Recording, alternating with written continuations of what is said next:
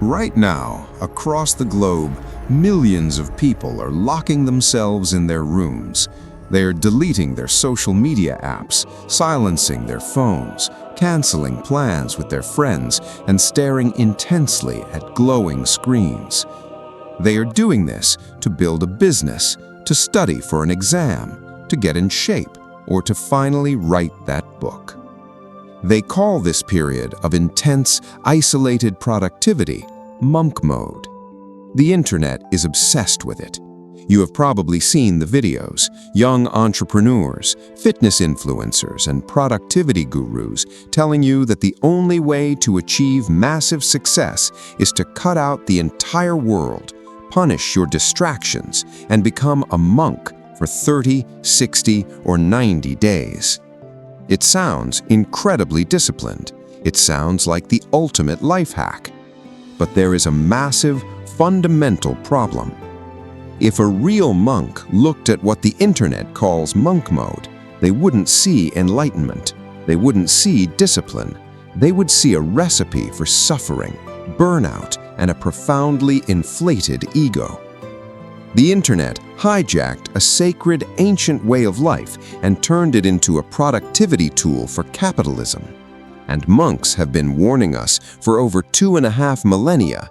If you do it this way, you are doing it entirely wrong. Welcome to the Buddha Library. Here, we explore the timeless wisdom of the Dharma, ancient philosophy, and how to apply the profound teachings of the East to the chaotic, hyper-connected reality of our modern world. If you are seeking inner peace, clarity, and a deeper understanding of life, you are in the right place.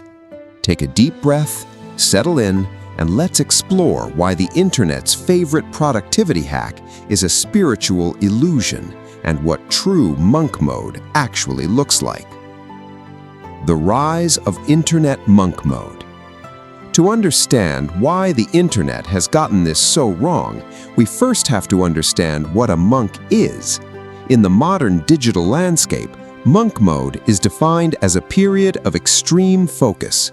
The rules usually look something like this: no alcohol, no junk food, no social media, no hanging out with friends, and absolutely no distractions.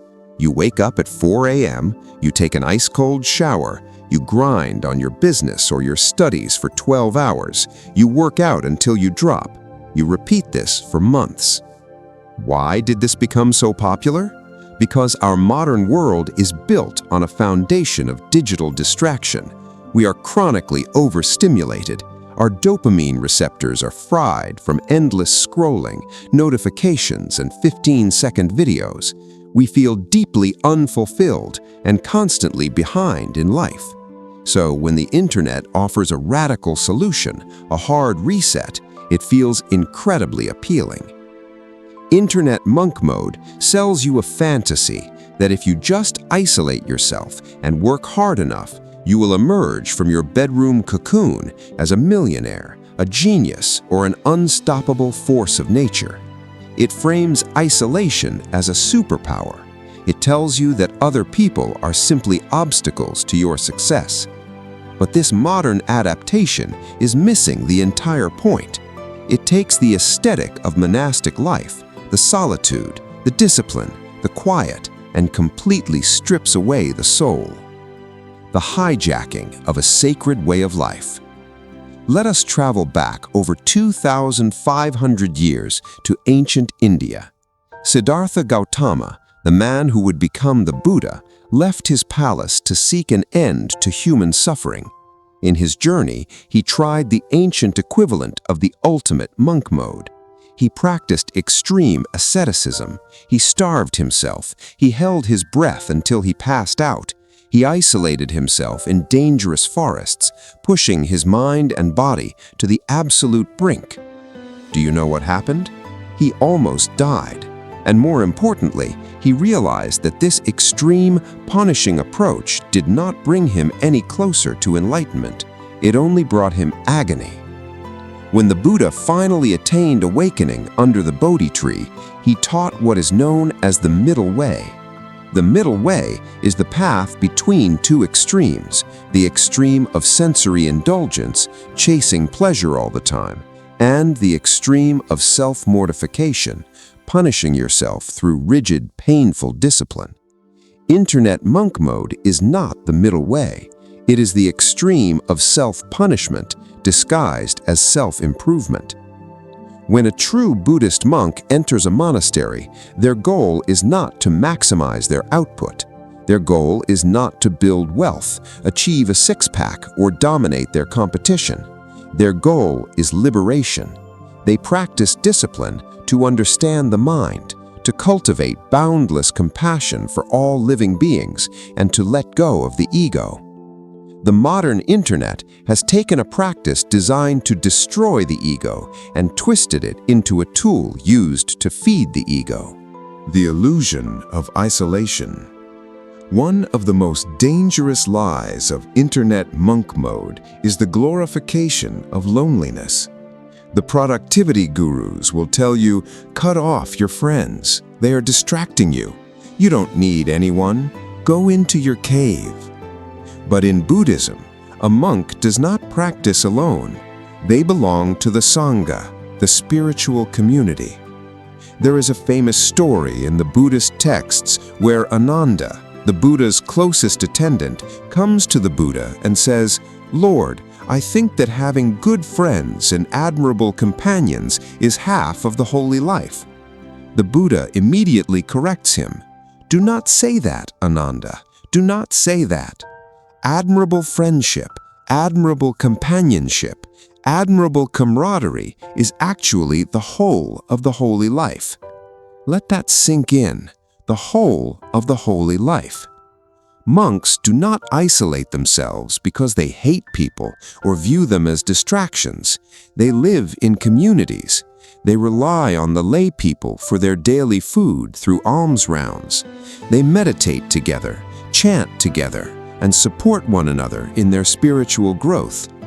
When you practice internet monk mode by shutting out your friends and family, you are cutting off the very connections that keep you grounded, sane, and human.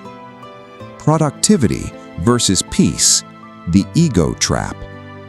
Let us examine the driving force behind modern monk mode. Why are people doing it?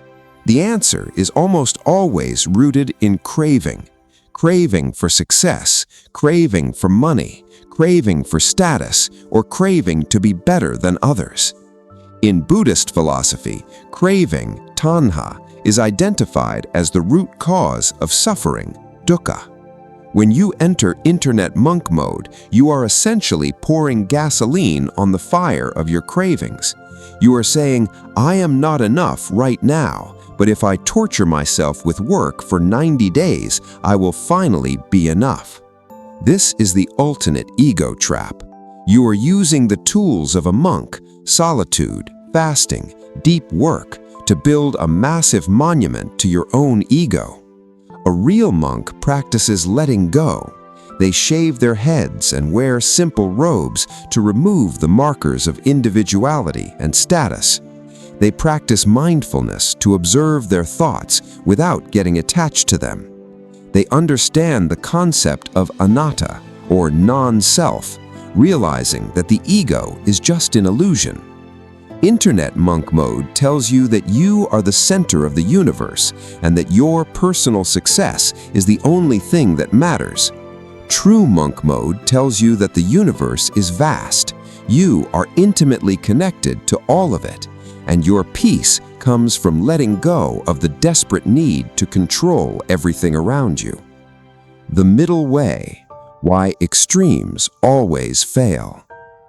If you look at the comment sections of videos promoting internet monk mode, you will see a tragic pattern. People start the challenge with intense motivation. For 2 weeks, they are unstoppable. They wake up early, they work all day, they ignore their phones, and then they crash. They burn out.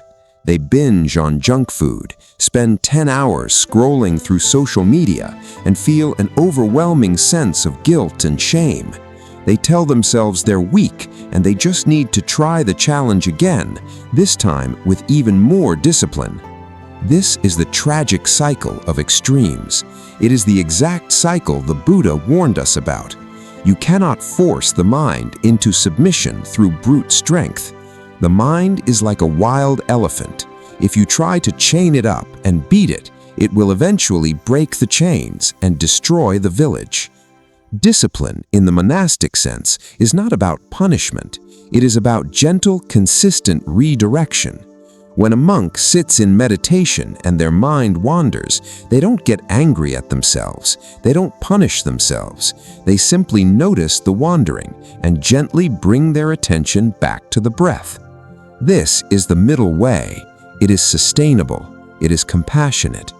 If you want to improve your life, you do not need to go on a 90-day extreme dopamine detox where you hate every second of your existence. You need to build small, sustainable habits that bring you peace and focus over a lifetime, not just for a business quarter. How to practice real monk mode in the modern world. So, if the internet's version of monk mode is broken, how can we apply the true wisdom of the monks to our modern, distracted lives? How can we find focus and achieve our goals without losing our minds and our souls? Here are 4 ways to practice authentic, spiritually sound monk mode. 1. Practice single tasking with mindfulness. You don't need to lock yourself in a dark room for 12 hours. Instead, simply practice doing one thing at a time. If you are working, just work. If you are drinking tea, just drink tea. If you are talking to a friend, put your phone away and just listen. Monastic discipline is not about how much you do, but how present you are while doing it. Cultivate ethical living, sila. Internet monk mode focuses solely on productivity. True monk mode begins with ethics. Before a monk meditates, they commit to doing no harm. Ask yourself, is the work I am doing benefiting others or just feeding my own greed? True focus comes from a clear conscience. When you live honestly and kindly, your mind is naturally calmer and less distracted. Set boundaries, not barricades. You absolutely should set boundaries with technology. Turn off notifications, schedule times to check your email, take regular breaks from social media. But do this to create space for what truly matters, not to build a wall between you and humanity. Use your newfound time and focus to connect more deeply with your community, your family, and your true self. Detach from the outcome. The greatest secret of the monks is this: they are at peace because they do not tie their self-worth to the future. If you want to work hard on a project, work hard, but let go of the desperate need for it to make you a millionaire. Act with right intention, put in the effort, and then release the results to the universe. When you work without the heavy burden of craving, your work actually becomes lighter, more creative, and infinitely more joyful. The world does not need more isolated, burnt-out hustlers desperately chasing the next dopamine hit of success. The world is already full of that. What the world truly needs is what the monks have been offering for centuries: calm, grounded, compassionate individuals who are fully present in whatever they do. You do not need to punish yourself to be productive. You do not need to abandon your friends to find focus. And you certainly do not need to turn a sacred spiritual path into a capitalist life hack. The next time you feel overwhelmed by distractions, don't force yourself into the extreme isolation of internet monk mode. Instead, take a deep breath, walk the middle way, be gentle with your mind. True clarity does not come from shutting the world out. It comes from learning to be at peace within it. Until next time, may you find focus, may you find balance, and above all, may you find peace.